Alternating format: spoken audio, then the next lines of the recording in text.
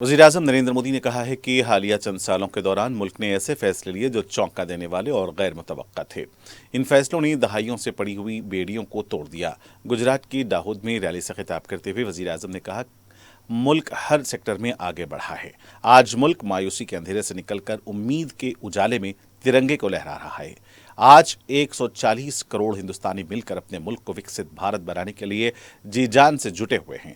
वज़ीर-ए-आज़म ने कहा कि कोई हमारी बहनों के सिंदूर को मिटाएगा तो उसका भी मिटना तय हो जाता है।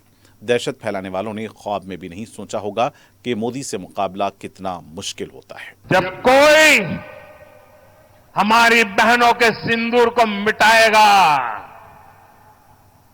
तो उसका भी मिटना तय हो जाता है।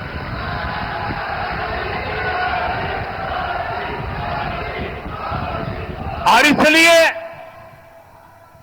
ऑपरेशन सिंदूर सिर्फ एक सैन्य कार्रवाई नहीं है,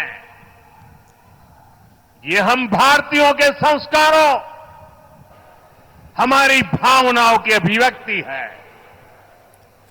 आतंक फैलाने वालों को सपने में भी सोचा नहीं होगा मोदी से मुकाबला करना कितना मुश्किल होता है।